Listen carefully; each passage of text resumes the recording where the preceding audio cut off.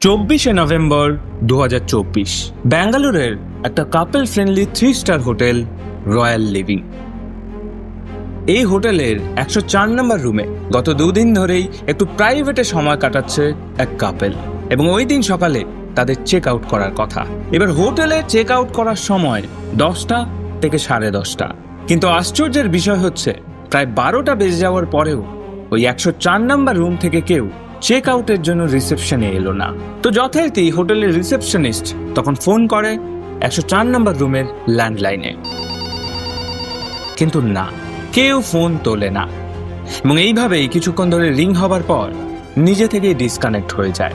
তখন রিসেপশনিস্ট হোটেলের register list check করে ওই কাপলের পার্সোনাল ফোন নাম্বার খুঁজে বার করে, এবং তারা রুমটা ছাড়বেন কি না সেটা জানার জন্য ফোন করে তাদের পার্সোনাল নাম্বার দুটোতে। দুটো নাম্বারই সুইচ অফ। তখন একটু চিন্তায় পড়ে যায় রিসেপশনিস্ট। এদিকে রুম যদি না ছাড়ে সেটা তো জানাতে হবে, তাই রিসেপশনিস্ট হোটেলের আরেকজন স্টাফকে পাঠিয়ে দিল একবার চেক করে আসার জন্য। তো কথা মতো একজন হাউসকিপিং স্টাফ সাথে সাথে পৌঁছে যায় 104 নম্বর রুমের সামনে, এবং দরজার বাইরে দাঁড়িয়ে বেশ কয়েকবার কলিং বেল বাজায় সে। কিন্তু 5-6 বার বেল বাজানোর পরেও ভিতর থেকে কোনো সাড়া শব্দ আসে না। এবার এইরকম অবস্থায় হোটেলের নিয়ম অনুযায়ী হোটেলের স্টাফ মাস্টার কি দিয়ে রুমের দরজা খুলে ভেতরে ঢুকতে পারে। তো ওই হাউসকিপিং স্টাফ মাস্টার কি দিয়ে রুমের দরজাটা খুলতে যাবে, এমন সময় সে লক্ষ্য করে দরজাটা আগে থেকেই খোলা, কিন্তু দরজাটা সামান্য ফাঁক করতেই একটা তীব্র দুর্গন্ধ এসে লাগে ওই হাউসকিপিং স্টাফের নাকে। আর গন্ধটা এতটাই তীব্র যে ওখানে দাঁড়িয়ে থাকা যায় না। তাও কোনো মতে নাকে রুমাল চেপে ভেতরে ঢুকে ওই স্টাফ, এবং রুমের ভেতরে ঢুকে সে যে দৃশ্য দেখতে পায় সেটা দেখার জন্য না প্রস্তুত ছিল ওই স্টাফ, না প্রস্তুত ছিল হোটেলে উপস্থিত অন্য কেউ। তিনি দেখতে পায় 104 নম্বর রুমের বিছানায় উপুর হয়ে পড়ে আছে এক তরুণীর পচে যাওয়া, আর তার ঠিক পাশেই পড়ে আছে একটা রক্তাক্ত কিচেন নাইফ আর একটা লাইলনের দড়ি। নমস্কার, আমি অপূর্ব, আর আজ আমি আপনাদের এমন একটা কেসের কথা বলবো যেটা শোনার পর আপনিও ভাবতে বাধ্য হবেন যে একটা মেসেজের রিপ্লাই দেওয়ার পরিণতি কখনো এতটা ভয়ঙ্কর হতে পারে। ডেটিং অ্যাপে একটা রাইট সোয়াইপের জন্য এক তরুণী জীবন চলে যেতে পারে।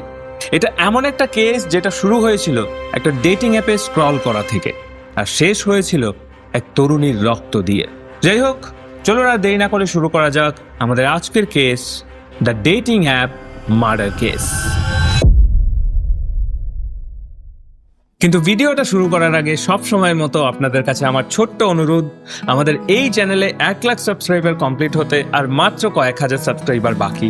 তাই যারা যারা এখনো সাবস্ক্রাইব করেননি প্লিজ চ্যানেলটাকে সাবস্ক্রাইব করে দিন। আপনাদের একটা ক্লিক আমাদের কাছে বিরাট বিরাট বড় মোটিভেশন। যাই হোক, চলুন এবার ভিডিও শুরু করা যাক। রয়্যাল লিভিং হোটেলের 104 নম্বর রুম থেকে লাশটা পাওয়ার সাথে সাথেই খবর দেওয়া হলো পুলিশ স্টেশনে, এবং প্রায় দুপুর 2টো নাগাদ পুলিশ এসে উপস্থিত হয় রয়্যাল লিভিং হোটেলে। মুহূর্তের মধ্যেই 3 স্টার হোটেলটা পরিণত হয় একটা ক্রাইম সিনে। চারপাশ থেকে লোকজন জড়ো হয়ে যায় সেখানে, আর তার সাথে মিডিয়া। পুলিশ এসে দেখে বডিটা অলরেডি ডিকম্পোজড হতে শুরু করে দিয়েছে, এবং দেখে যা মনে হচ্ছে খুনটা 2-3 দিন আগেই হয়েছে, কারণ মেঝেতে এবং বিছানায় লেগে থাকা রক্তের দাগ তখন প্রায় শুকিয়ে গেছে। যাই হোক, তো পুলিশ যথারীতি ক্রাইম সিনের চারপাশটা একটু ভালো করে দেখতে আরম্ভ করে, এবং লক্ষ্য করে ডেড বডির ঠিক পাশেই পড়ে আছে একটা রক্ত লাগা ছুরি আর একটা হলুদ রঙের লাইলনের দড়ি। ছুরিটার অবস্থা দেখে স্পষ্ট বোঝা যাচ্ছে যে এই ছুরিটা দিয়ে এই খুনটা হয়েছে, কিন্তু দড়িটা এখানে কেন? তখন পুলিশ আন্দাজ করে হয়তো খুন করার পর লাশটিকে ঝুলিয়ে দিয়ে এটাকে প্রমাণ করার প্ল্যানিং ছিল খুনির, কিন্তু কোনো কারণবশত সেইটা আর করতে পারেনি। যাই হোক, আরেকটু খোঁজাখুঁজি করতেই বেডের ঠিক পাশেই একটা ফোনও খুঁজে পায় পুলিশ। তাছাড়াও রুমের চারপাশে পড়ে থাকা সিগারেটের ফিল্টার দেখে পুলিশ আন্দাজ করে খুনটা করার পর নিজের মাথা ঠান্ডা রাখার জন্য খুনি অত্যাধিক পরিমাণে সিগারেট খেয়েছে। তো এইভাবে ক্রাইম সিনটাকে ভালোভাবে স্টাডি করার পর খবর দেওয়া হলো ফরেনসিক ডিপার্টমেন্টে, যাতে ক্রাইম সিনে পড়ে থাকা এক একটা ক্লু ভালোভাবে ভেরিফাই করা যায়। এবার ফরেন্সিক ডিপার্টমেন্টে খবর দেওয়ার পর বডিটাকে পোস্টমর্টমের জন্য পাঠিয়ে দেয় পুলিশ। ভিকটিমের কাছ থেকে পাওয়া আইডেন্টিটি প্রুফ এবং হোটেলের রেজিস্টার থেকে জানা যায় মেয়েটির নাম মায়া গগৈ ডেকা এবং সে গত 23শে নভেম্বর আরব হানুয়া নামের একটা ছেলের সাথে এই হোটেলে এসেছিল এবং হোটেলে চেক ইন করার সময় সিসিটিভিতেই দুজনকে শেষবারের মতো দেখা যায়, কিন্তু সেখানে লক্ষ্য করার মতো অস্বাভাবিক কোনো কিছুই ছিল না। এই সেই সিসিটিভি ফুটেজ। এই যে সাদা টুপি মাথায় আরব হোটেলের check in details fill up করছে আর মায়া রিসেপশনের সোফাতে বসে নিজের ফোন চেক করছে। আর এটাই সেই ফুটেজ যেখানে মায়াকে শেষবারের মতো জীবিত অবস্থায় দেখা গিয়েছিল।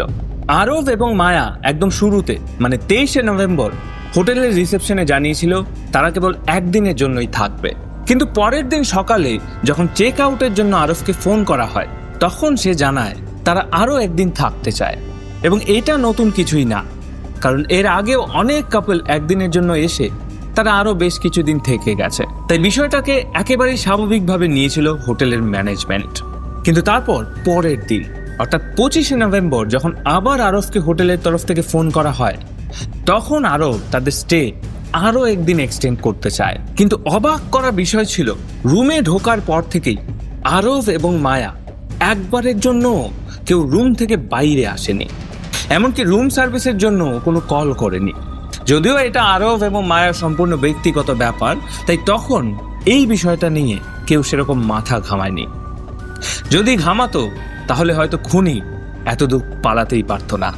যাই হোক, তো পরের দিন মানে 26শে নভেম্বরের সিসিটিভি ফুটেজে দেখা যায় সকাল 8টার দিকে 104 নম্বর রুম থেকে একা একা বাইরে বেরিয়ে আসে আরব এবং রুম থেকে বেরিয়েই সে হোটেলের বাইরের রাস্তা ধরে হাঁটা শুরু করে এবং তারপর থেকেই তার ফোন সুইচ অফ। তো হোটেলের স্টাফদের থেকে এই সমস্ত কিছু শোনার পর পুলিশের সামনে ছিল কেবল 3টে প্রশ্ন। 1, এই মায়া গগৈ আসলে কে? এবং 2, আরবের সাথে তার সম্পর্কটাই বা কি? এবং সবশেষে 3 নম্বর প্রশ্ন, আরব এখন কোথায়? ভিডিওতে এগোনোর আগে একটা ছোট্ট প্রমোশন, কিন্তু মনে রাখবেন এটা কোনো ফিনান্সিয়াল অ্যাডভাইস নয়, শুধুমাত্র ইনফরমেশন পারপাস তৈরি। তো আজকের দিনে দাঁড়িয়ে নিজের রেগুলার কাজের পাশাপাশি সবাই চেষ্টা করছে নতুন কিছু করার বা নতুন কিছু শেখার, আর এই ক্ষেত্রে অনেকেই বেছে নিয়েছে ট্রেডিং। কিন্তু অনেকেই বুঝতে পারেন না তারা ট্রেডিং শুরু করবে কোথা থেকে বা কোন অ্যাপের মাধ্যমে। তো তাদের জন্য আমি সাজেস্ট করব পকেট ব্রোকার।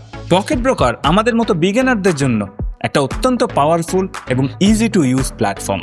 প্রথমত, এখানে আপনি পেয়ে যাবেন 130+ অ্যাসেট, যেমন কারেন্সি পেয়ার্স, স্টকস, ইন্ডাইস এবং ক্রিপ্টোকারেন্সি। আর সবচেয়ে বড় সুবিধা হলো এই অ্যাসেটগুলো 24/7 অ্যাভেলেবেল।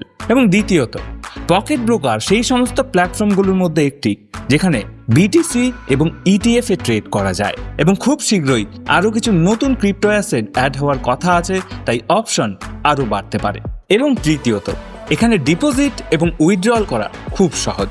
আপনি ইউপিআই, ব্যাংক ট্রান্সফার, কার্ড, এমনকি ক্রিপ্টো ওয়ালেটেও পেমেন্ট উইথড্র এবং ডিপোজিট করতে পারবেন। যাই হোক, চলুন আপনাদের একটা উদাহরণ দিয়ে দেখাই। আমি এখানে প্রথমে মার্কেট অ্যানালিসিস করলাম এবং একটা ডিরেকশন সিলেক্ট করলাম। এবার আমরা একটু ওয়েট করব। অ্যান্ড ইয়েস, আমাদের ট্রেড সাকসেসফুল, একদম সিম্পল এবং কুইক। আর আপনি যদি আপনার কোনো বন্ধুকে এখানে ইনভাইট করেন এবং সে অ্যাকাউন্ট খুলে ডিপোজিট করে ট্রেডিং শুরু করে, তাহলে আপনারা দুজনেই বোনাস পাবেন। তো আপনারা যারা ভাবছেন ট্রেডিং শুরু করবেন তারা নিশ্চয়ই ট্রাই করে দেখুন পকেট ব্রোকার।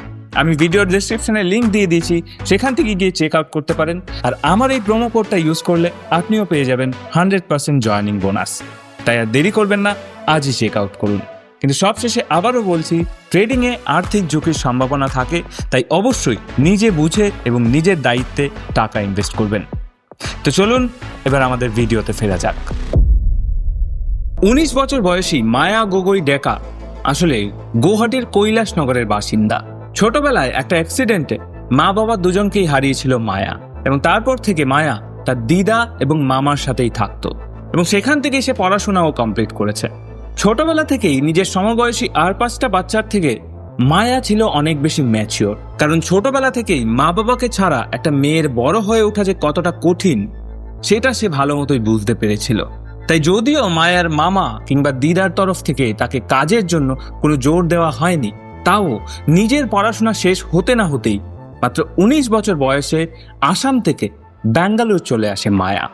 ব্যাঙ্গালোরে এসে মায়া তার এক দিদির সাথে থাকতে শুরু করে এবং কিছুদিনের মধ্যেই একটা এডুকেশনাল কনসালটেন্সি ফার্মে কাজও পেয়ে যায়। সে একজন স্টুডেন্ট কাউন্সিলর হিসেবে নিজের প্রথম চাকরিতে জয়েন করে মায়া। আর শুধু তাই নয়, কাজের পাশাপাশি মায়া তার প্যাশনকেও ফলো করছিল। মায়ার ইচ্ছে ছিল সে একজন ফ্যাশন ইনফ্লুয়েন্সার হবে, তাই সে ইউটিউবে প্রায় প্রতিদিন বিভিন্ন ফ্যাশন এবং মেকআপ রিলেটেড ভিডিও দিত এবং মাত্র কয়েকদিনের মধ্যেই বেশ ভালো রকম ফলোয়ার্সও হয়ে গেছিল মায়ার। তো একটা ভালো চাকরি, গ্রোয়িং ইউটিউব চ্যানেল, ছোট্ট একটা পরিবার, এই সব কিছু নিয়ে দিব্যি ছিল মায়া। কিন্তু একটা জিনিসের অভাব মায়ার ভেতরে তখনও ছিল, আর সেটা হলো একটা নিজের মানুষ, একটা ভালোবাসার মানুষ, একটা খেয়াল রাখার মানুষ। মায়ার জীবনে এমনিতে প্রচুর মানুষের আনাগোনা থাকলেও একটা জায়গা সবসময় ফাঁকাই থেকে গেছিল তার জীবনে। আর সেই জন্যই আরও 8-10 জন টিনেজারদের মতোই মায়াও একটা অনলাইন ডেটিং অ্যাপে একটা অ্যাকাউন্ট খুলে বসলো। আর এই অ্যাকাউন্ট খোলাটাই কাল হলো তার। মার্চ মাসের এক রাতে নিজের কাজবাজ সেরে এরকমই একটা ডেটিং অ্যাপে স্ক্রল করছিল মায়া। আর তখনই মায়ার চোখ পড়ে ডেটিং অ্যাপের রিকোয়েস্ট সেকশনে একটা প্রোফাইলে। ছেলেটিকে দেখে মোটামুটি ভালোই লাগে মায়ার, তাই অত 7-5 না ভেবে সে ওই রিকোয়েস্টটা অ্যাকসেপ্ট করে নেয়। মায়া হয়তো তখন একবারের জন্য ভাবেনি সে শুধুমাত্র একটা নর্মাল রিকোয়েস্ট অ্যাকসেপ্ট করেনি, সে তার মৃত্যুকে স্বয়ং আমন্ত্রণ জানিয়েছে। রিকোয়েস্ট অ্যাকসেপ্ট করার পরেই একটা নোটিফিকেশন, একটা message, hey Arab this side, just normal একটা টেক্সট। তাই একটু দেরি করেই রিপ্লাই দেয় মায়া। কিন্তু মায়া রিপ্লাই দেওয়ার সাথে সাথেই আরেকটা মেসেজ, তারপর আরেকটা, তারপর আরেকটা, এবং এইভাবে মায়া ক্যাজুয়ালি একটা করে রিপ্লাই দিতে থাকে আর অপর প্রান্ত থেকে আরেকটা করে রিপ্লাই আসতে থাকে। সেরকম গভীর কিছুই না, খুবই বেসিক কথাবার্তা। মায়া কোথায় থাকে, কোথায় জব করে, তাদের পছন্দ অপছন্দ ইত্যাদি। কিন্তু একটা জিনিস ছিল লক্ষ্য করার মতো, মায়ার রিপ্লাই দিতে যতই দেরি হোক না কেন, মায়ার মেসেজ করার সাথে সাথে মাত্র কয়েক সেকেন্ডের মধ্যেই রিপ্লাই চলে আসতো উল্টো দিক থেকে। এবার এইরকম অ্যাটেনশন পেতে কার না ভালো লাগে? কেউ প্রত্যেক দিন নিয়মিত good morning good night message করছে, খাবার খেয়েছে কিনা, বাড়ি পৌঁছেছে কিনা এসব জানতে চাইছে। দিনে যে এর থেকে বেশি আর জীবনে কি চাই? তো মায়াও তার ব্যতিক্রম ছিল না। তাই মায়ারও এই বিষয়টা বেশ ভালো লাগতে শুরু করে। অন্যদিকে আরবের জন্ম হয়েছিল কেরালার কান্নুরে। আরব ছোটবেলা থেকেই তার দাদুর কাছে মানুষ। আরব যখন খুব ছোট তখন তার বাবা মায়ের ডিভোর্স হয়ে যায় এবং তখন কোর্ট থেকে আরবকে তার মায়ের সাথে থাকার জন্য নির্দেশ দিয়েছিল। তো একে তো আরব ছোট থেকেই তার মা বাবার ঝগড়া এবং অশান্তি দেখে বড় হয়েছে, অন্যদিকে ডিভোর্সের মাত্র কয়েক মাস পরেই আরবের মা অন্য একজনকে বিয়ে করে। আর সেখানে গিয়ে আরবের অবস্থা আগের থেকেও খারাপ হয়ে যায়। সৎ বাবার হাতে মারধর থেকে শুরু করে কথা শোনানো সবই জুটতে থাকে আরবের কপালে। অপরদিকে আরবের মায়ের সাথেও তার সৎ বাবার নানান বিষয় নিয়ে ঝগড়া শুরু হয়। আর এই ঝগড়ার কিছুদিনের মধ্যেই আবারও ডিভোর্স নিয়ে নেয় আরবের মা। তখন আরব ভাবে এইবার হয়তো তার জীবনে একটু শান্তি আসবে, কিন্তু না। দ্বিতীয়বার ডিভোর্সের মাত্র কয়েক মাসের মধ্যেই আরবের মা আরও একটি বিয়ে করে। আর এবারে আরব ঠিক করে সে কোনোভাবেই তার মায়ের কাছে আর থাকবে না, তাই আরব চলে যায় তার দাদুর কাছে। এবার আরবের দাদু একজন এক্স আর্মি, তাই আরবকে বড় করে তোলায় তেমন কোনো ফিনান্সিয়াল প্রবলেম তার হয়নি। তো এই সমস্ত কিছুর ভেতর দিয়ে যেতে যেতে আরব ভেতর থেকে আসলে খুব ভেঙে পড়েছিল। আর সঠিকভাবে কোনোদিন বাবা মায়ের ভালোবাসা এবং শিক্ষা না পাওয়ার ফলে আরব ধীরে ধীরে ফুল পথে যেতে শুরু করে। 21 বছর বয়সী আরব কেরালার একটা কলেজে বিবিএ নিয়ে পড়াশোনা করছিল, কিন্তু বেশ কিছু সাবজেক্টে ফেল করার পর মাঝপথেই পড়াশোনা ছেড়ে দেয়। কিন্তু পড়াশোনা ছেড়ে দিয়ে করার মতো কোনো কাজ তার কাছে ছিল না, তাই সে তার একাকিত্ব দূর করার জন্য একটা প্রোফাইল বানিয়েছিল একটা ডেটিং অ্যাপে। আর সেখান থেকেই আলাপ মায়া গগৈয়ের সাথে। তো আরবের ছোটবেলা এবং বর্তমান অবস্থা শুনে নিজের সাথে অনেকটাই মিল খুঁজে পায় মায়া। হয়তো এই কারণেই খুব সহজেই আরবের সাথে বন্ধুত্ব জমে ওঠে মায়ার, এবং ধীরে ধীরে সেই বন্ধুত্ব রূপ নেয় প্রেমের। আর প্রেম শুরু হবার কয়েক মাসের মধ্যেই আরবকে ব্যাঙ্গালোরে ডেকে নেয় মায়া। শুধু তাই নয়, সেখানে আরবের জন্য একটা চাকরিও খুঁজে দেয় সে নিজেই। তো এতদূর পর্যন্ত সবকিছু ঠিকঠাকই যাচ্ছিল, দুজনে এক শহরে থাকছিল, একসাথে চাকরি করছিল, এই অবধি কোনো সমস্যা ছিল না। তাহলে দুজনের মধ্যে এমন কি হয়েছিল যার কারণে মায়াকে খুন করে ফেললো আরব? এর উত্তর দিতে পারত কেবল একজন, আর সেটা হলো আরব নিজে। কিন্তু আরব এখন কোথায়? এবার সেটাই বলবো ভিডিওর নেক্সট চ্যাপ্টারে। 26 তারিখ বডিটা পাওয়ার পর থেকেই পুলিশ খোঁজ করতে শুরু করে দিয়েছিল আরবের ফোনের সিডিআর ট্র্যাক করে জানা যায় ওই দিন সে হোটেল থেকে বেরোনোর পর একটা ক্যাব বুক করেছিল এবং ক্যাবে উঠেই ফোনটা সুইচ অফ করেছিল। তো পুলিশ সবার প্রথমে ওই ক্যাব ড্রাইভারকে খুঁজে বার করে এবং তাকে জিজ্ঞাসাবাদ করে জানতে পারে হোটেল থেকে আরব সোজা চলে যায় ম্যাজেস্টিক রেলওয়ে স্টেশনে। তারপরেও আরবের ফোন মিডিলে বারবার অন অফ হচ্ছিল। পুলিশ আন্দাজ করতে পারে হয়তো বিভিন্ন জায়গায় অনলাইনে পেমেন্ট করার জন্য ফোনটাকে বারবার অন করছিল আরব, আর তার এই একটা ভুল পুলিশকে হেল্প করছিল তাকে খুঁজে বার করার জন্য। ব্যাঙ্গালোরের পর আরবের ফোন যেই লোকেশনে অন হয়েছিল সেটা ছিল কর্ণাটকের রায়চুর। তাই ডিএসপি ডি দেবরাজ আরবকে ধরার জন্য 3টে স্পেশাল টিম তৈরি করেন, যার মধ্যে প্রথম টিমটা গিয়েছিল আরবের বাড়ি মানে কেরালার কান্নুরে। আরেকটা টিম খবর পাওয়া মাত্রই পৌঁছে গেছিল কর্ণাটকের রায়চুরে, যেখানে আরবের লাস্ট লোকেশন পাওয়া গেছিল সেখানে। আর লাস্ট এবং তৃতীয় টিমটা সমস্ত টেকনিক্যাল ইনফরমেশন কালেক্ট করে আরবকে ট্র্যাক করছিল।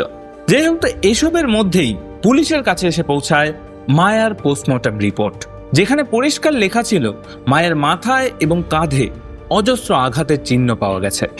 সম্ভবত মায়া নিজেকে বাঁচানোর জন্য আপ্রাণ চেষ্টা করছিল, আর সেই ধস্তাধস্তিতেই এই আঘাত লেগেছে তার। তাছাড়াও মায়ার বুকে 10 বার ছুরির স্ট্যাব পাওয়া গেছে। বুঝতে পারছেন, একবার দুবার নয়, 10 বার ছুরি মারা হয়েছিল মায়ার বুকে। আর এই 10 বারের মধ্যেই 4 নম্বর বারের ছুরির আঘাতটা এত জোরে লেগেছিল যে ওই মুহূর্তেই প্রাণ হারিয়েছিল মায়া। পোস্টমর্টম অনুযায়ী মায়ার মৃত্যু 24শে নভেম্বর রাতেই হয়ে গেছিল, মানে ওরা যেদিন হোটেলে চেক ইন করেছিল তার পরের দিন, অর্থাৎ টানা 2 দিন ধরে ওই 104 নম্বর রুমের ভেতরে মায়ার মৃতদেহের সাথেই ছিল আরব। কিন্তু আরবকে খুঁজে বার করা মোটেই সহজ কাজ ছিল না, কারণ আরব তার লোকেশন বারবার চেঞ্জ করছিল। কর্ণাটক থেকে মধ্যপ্রদেশ, তারপর সেখান থেকে রাজস্থান হয়ে উত্তরপ্রদেশ, এবং ফাইনালি আরবের দৌড় যখন শেষ হয় তখন সে উত্তরপ্রদেশের বেনারস থেকে কি জানি কি মনে করে আরব তার দাদুকে ফোন করে এবং কাঁপা কাঁপা গলায় বলে সে একজনকে খুন করে ফেলেছে। তখন তার দাদুর বাড়িতে উপস্থিত পুলিশ সেই সমস্ত কিছু শুনে। তখন আরবের দাদু আরবকে বোঝায় এইভাবে পালিয়ে পালিয়ে কতদিন বাঁচবে, একদিন না একদিন ধরা পড়তেই হবে, আর এইভাবে পালিয়ে বেড়ানোর ফলে এই কেসের প্রভাব তার উপর আরো ভয়ঙ্কর হতে পারে, যার শাস্তি আরো কঠিন হতে পারে। তাই চুপচাপ পুলিশের কাছে সারেন্ডার করাটাই বুদ্ধিমানের কাজ হবে। আরব গত 3 দিনে প্রায় 2500 কিলোমিটার ট্রাভেল করে ফেলেছে, তাই তার কাছে টাকাও প্রায় শেষ। তাই দাদুর কথা শুনে আরব নিজেকে সারেন্ডার করতে রাজি হয়ে যায় এবং ঘটনার 3 দিন পর 29শে নভেম্বর সকালে ব্যাঙ্গালোরের দেরনাহল্লিতে সারেন্ডার করে আরব। অ্যারেস্ট করার সময় আরবের মুখে কোনো কথা ছিল না, কেবল মাথা নিচু করে দাঁড়িয়েছিল আর চোখ দিয়ে টপ টপ করে ঝরে পড়ছিল অনুশোচনার অশ্রুধারা।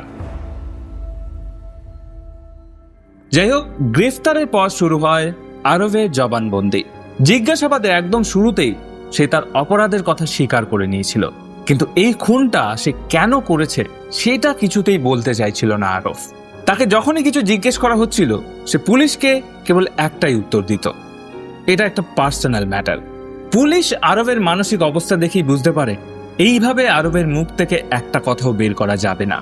তাই পুলিশ এই ইনভেস্টিগেশনটার জন্য একটা অন্য কৌশল অবলম্বন করে। পুলিশ আরবকে নিয়ে আবার চলে যায় হোটেলের 104 নম্বর রুমে এবং সেখানে গিয়ে জিজ্ঞেস করে তার গার্লফ্রেন্ডের সাথে তার সম্পর্ক কেমন ছিল। এর উত্তরে খুব স্বাভাবিকভাবেই আরব জানায় খুব ভালোবাসতাম আমি ওকে, আর মায়াও খুব ভালোবাসতো আমায়। আর তারপরেই আরব বলতে শুরু করলো ব্যাঙ্গালোরে শিফট করার পর তাদের রিলেশনশিপ খুব ভালোভাবেই চলছিল। সারাদিন কাজ, রাতে ফোনে ফোনে প্রেম, আর সপ্তাহে 1-2 দিন ঘুরতে বেড়ানো, এই ছিল তাদের রুটিন। কিন্তু তাদের এই প্রেমের মাঝে বাধা হয়ে দাঁড়ায় মায়ার ব্যস্ত জীবন।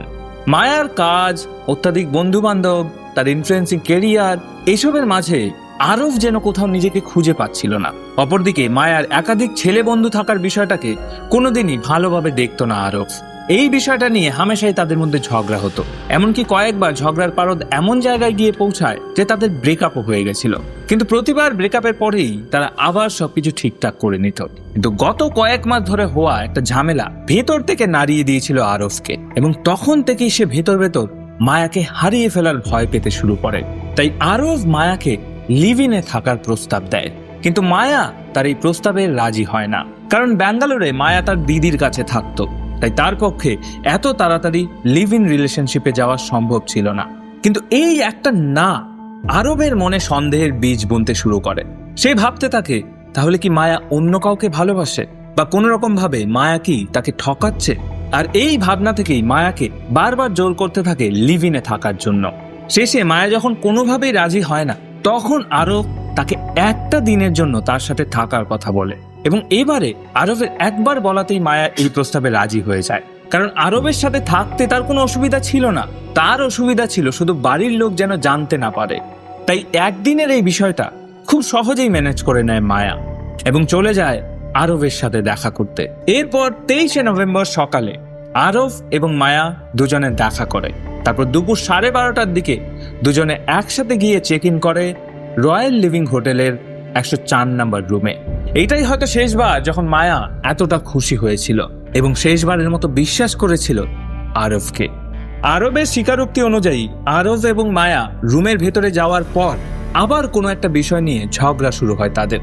আরব বারবার মায়াকে বোঝানোর চেষ্টা করছিল, কিন্তু আরবের একটা কথাও শুনতে চায়নি মায়া। তাই কিছুক্ষণ পর একটা অনলাইন প্ল্যাটফর্ম থেকে একটা কিচেন নাইফ আর একটা লাইলনের দড়ি অর্ডার করে আরব। আর অর্ডারটা আসার পর আরব শেষবারের মতো একবার মায়াকে বোঝানোর চেষ্টা করে তার সাথে লিভ ইনে থাকার জন্য।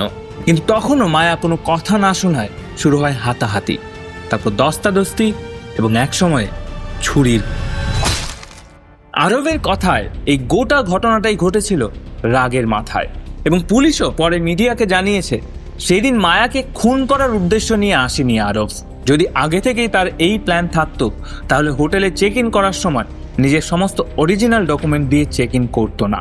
এমনকি খুন করার পরে 2 দিন ধরে ওই লাশের পাশে বসে থাকতো না। এই 2 দিনে রুমটাকে ঠিকভাবে পরিষ্কার করে সমস্ত প্রমাণ মিটিয়ে পালিয়ে যেত। তাই এটা একটা হিট অফ দ্য মোমেন্টে ঘটে যাওয়া ঘটনা। পুলিশ এর পরেও আরবকে জিজ্ঞেস করেছিল, সেদিন তোমাদের মধ্যে কি বিষয় নিয়ে ঝগড়া হয়েছিল? তখন আরব আবারও বলে, এটা আমাদের পার্সোনাল ম্যাটার স্যার, এটা আমি বলতে পারবো না। আমাকে যা শাস্তি দেওয়ার দিন, ফাঁসি দেওয়ার হলে সেটাও দিন, কিন্তু এই বিষয়ে আমি কিচ্ছু বলবো না। যাই হোক, তো কি সেই কারণ সেটা আজ অব্দি জানা যায়নি। তবে পুলিশ এরপর বিএনএস সেকশন 103 এবং 238 ধারায় আরবের উপর খুনের মামলা দায়ের করে, এবং এই কেসটা ব্যাঙ্গালোর কোর্টে এখনো চলছে। আশা রাখছি খুব তাড়াতাড়ি শাস্তি পাবে আরব। কিন্তু এই ভিডিওর শেষে একটাই কথা বলার, সেটা হচ্ছে এই সমস্ত ডেটিং অ্যাপে আমরা জাস্ট একটা ডিজিটাল স্ক্রিনের উপর একটা মানুষকে দেখেই সব বিশ্বাস করে নিই, সব কিছু একদম নিজের সব কিছু উজাড় করে দিই, সেটা কতটা উচিত এবং উচিত নয় সেই ব্যাপারে আপনাদের কি মতামত সেটা কমেন্ট করে অবশ্যই জানাবেন। এবং এই ভিডিওটা কেমন লাগলো আপনাদের সেটাও অবশ্যই জানাতে ভুলবেন না। আর ভিডিওর একদম শেষে আরও একবার বলে দিই, আমরা 1 লাখ হতে আর মাত্র কয়েক হাজার সাবস্ক্রাইবার বাকি। তাই যারা যারা এখনও চ্যানেলটাকে সাবস্ক্রাইব করেননি, প্লিজ চ্যানেলটাকে সাবস্ক্রাইব করে দিন। দেখা হচ্ছে অন্য কোনো ভিডিওতে। ততক্ষণ অবধি ভালো থাকবেন, সুস্থ থাকবেন, সাবধানে থাকবেন।